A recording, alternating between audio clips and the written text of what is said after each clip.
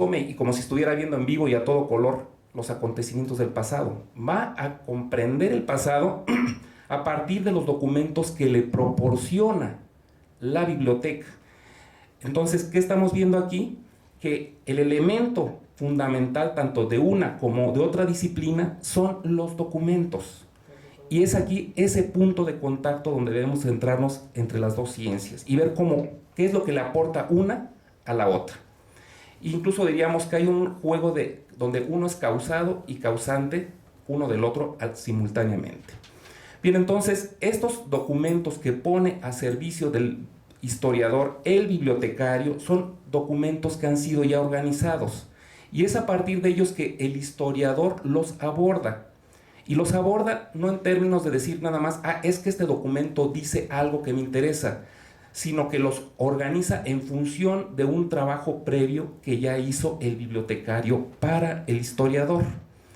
¿Qué es lo que va a hacer entonces el historiador ahora respecto a esos documentos? Llevar a cabo un proceso de jerarquización, clasificación a su vez desde el enfoque histórico, pero sobre todo interpretarlos. En el siglo XIX se pensaba o se creía en términos de la historia positivista que los documentos lo decían todo. Entonces la labor del historiador consistía en ser un notario de los documentos. A lo largo del siglo XX quedó de manifiesto que eso no aplicaba de esa manera, sino que el documento se convierte en documento histórico en la medida en que el historiador ejerce sobre él una interpretación. El documento por sí mismo solo trae una serie de datos, pero esos datos se convierten en históricos cuando los interpreta el historiador. Pero si el historiador entonces ya una vez que hace de un documento usual un documento histórico, ahora ¿en qué medida le sirve al bibliotecario? En la medida en que le proporciona una nueva concepción del documento. Ese documento que ha sido tocado por la mano del historiador deja de ser un documento usual para convertirse en un documento histórico. Y el bibliotecario entonces así debe de verlo, que es un documento que ya no tiene una misma cualidad que el anterior. Digamos que esto en un primer nivel es lo que ahora el historiador le aporta al bibliotecario.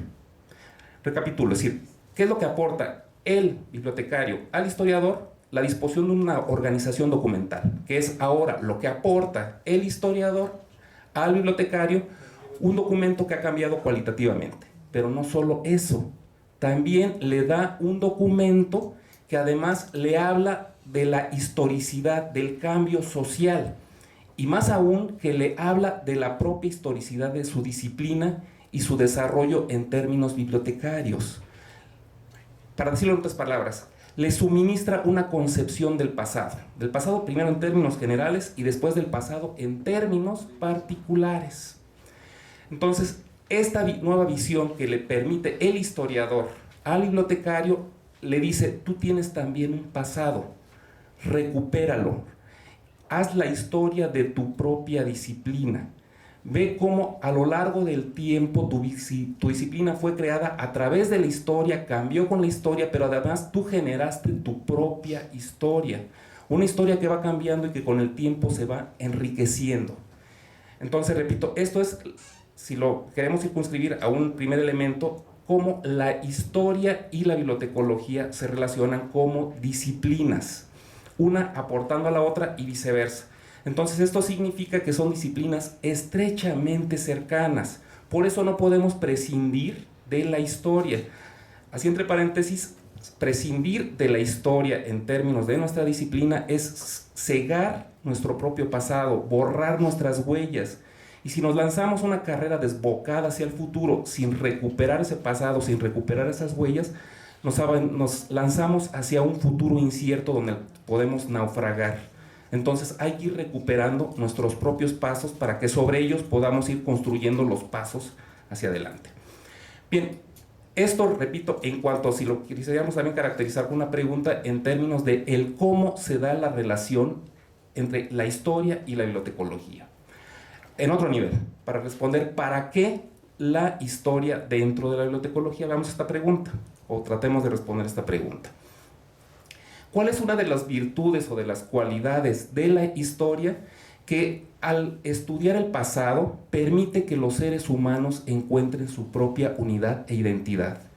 Si vemos lo que fuimos anteriormente y vemos todas las situaciones de cambio que hemos vivido a lo largo del tiempo, sabemos quiénes somos. Y sabemos que estamos unidos no solo a una cierta comunidad regional, sino a comunidades cada vez más amplias. Y eso nos permite darnos una identidad, saber que tenemos la identidad humana, no solo la identidad como mexicanos, no solo la identidad como latinoamericanos, sino la identidad como seres humanos. Es decir, la historia nos permite ir ampliando los círculos de conocimiento de lo que hemos sido. ¿Y para qué? Para que sepamos quiénes somos en el presente. Y porque además eso nos habla de la profunda y sentida, el sentido conocimiento de la condición humana. Saber lo que fuimos para saber lo que somos en el presente nos permite saber quiénes somos como humanos. Esta es la profunda clave de la condición humana. Ahora bien, ya esto llevado al terreno de la bibliotecología, ¿qué significa? Que si la historia le da la concepción de su propio pasado y ese conocimiento del pasado le permite finalmente comprender que es la bibliotecología la preservadora de la memoria humana a través de los documentos, a través del conocimiento registrado que ha ido dejando a través de los siglos, le permite esa memoria humana, esa memoria de lo escrito, saber que es la disciplina que preserva lo humano. Por eso es que la bibliotecología es fundamentalmente una ciencia humanística. Se podrá también decir que es una ciencia social, por supuesto. En mi entender, es una ciencia cruce, del cruce entre lo social y lo humanístico. Y tengamos en cuenta una cosa, la tecnología sí ha sido fundamental y es esencial para nuestra disciplina, no podemos prescindir de ella, pero no es el centro de nuestra disciplina. Forma un elemento más entre otros, pero hay un elemento, en este caso que señalo, que es la historia, el que nos permite darnos nuestra identidad. Y si recuperamos la historia, sabremos que la tecnología es eso, simple y sencillamente un elemento más. No es lo que nos determina. Y si la historia nos permite comprender el pasado para vivir mejor el presente, también nos permite proyectar el futuro y saber que podemos caminar ante los cambios de esta globalización desbocada con un destino, saber hacia dónde vamos. Y hacia dónde vamos no es necesariamente el destino de la tecnología, sino el destino que nosotros tenemos que crearnos a nosotros como disciplina que recupera su propio pasado y su propia identidad. ¿Para qué? Para que finalmente eso coadyuve a que nos convirtamos en una ciencia con auténtico fundamento científico que mira hacia atrás para proyectarse hacia adelante. Muchas gracias.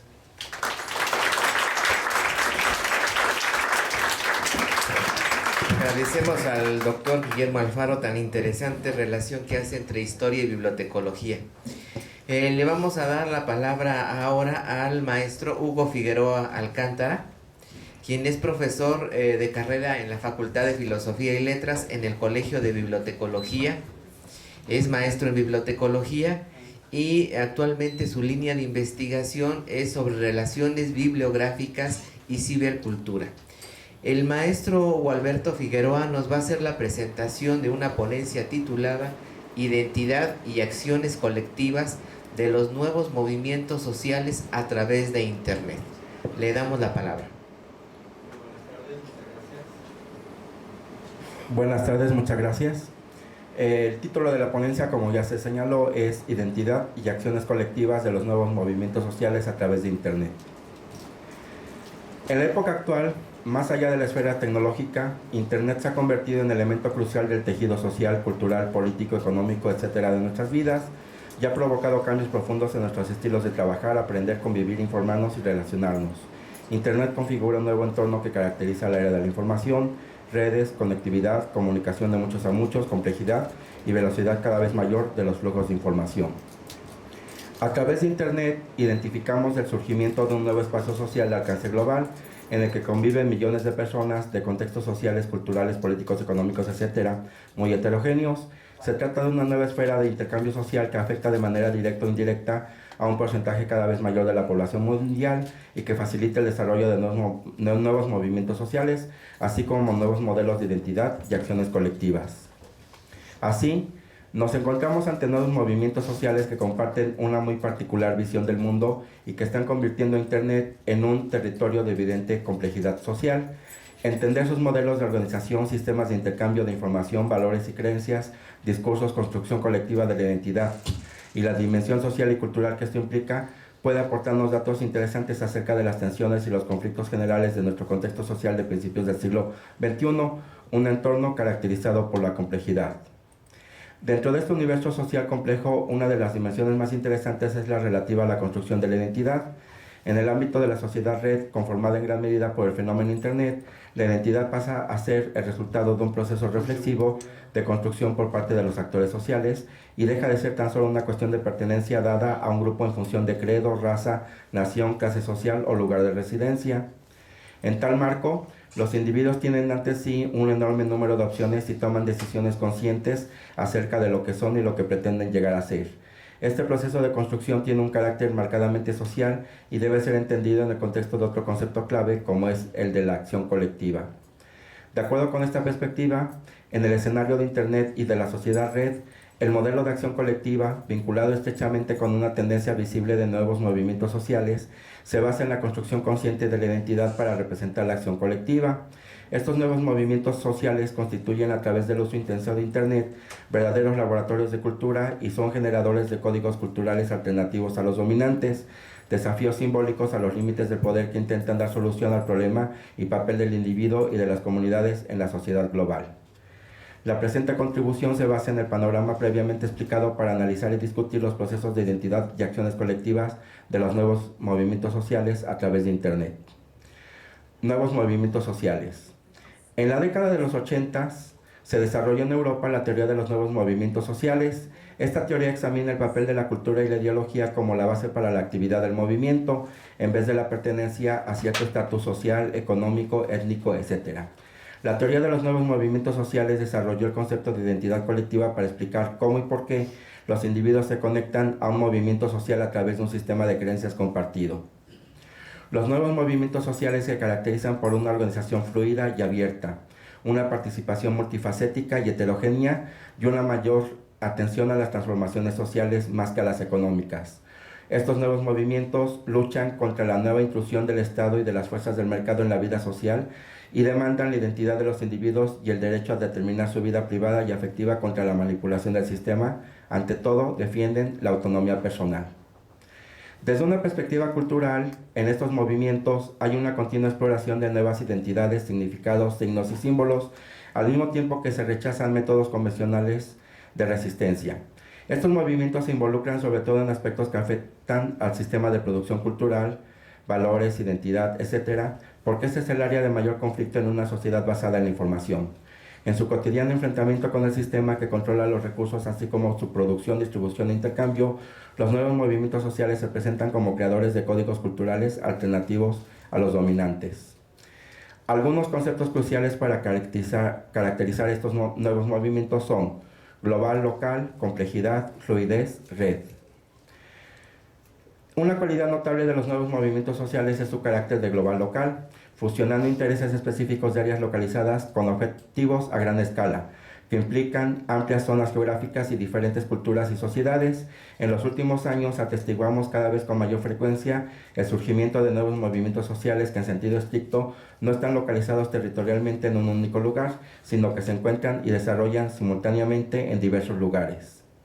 Los nuevos movimientos sociales son complejos, difusos, sin aparentes objetivos concretos porque son consecuencia de la transformación de la sociedad industrial hacia una sociedad compleja o de la información. Los rasgos fundamentales que identifican esta transición son el decremento de la producción material y el aumento de la producción de información y signos culturales. En cuanto al concepto de fluidez, los nuevos movimientos sociales se transforman incesantemente. Están compuestos de una amalgama de elementos donde se combinan personas, grupos, tecnologías y acceso a recursos de información que les otorga una connotación cercana a la viscosidad, en el sentido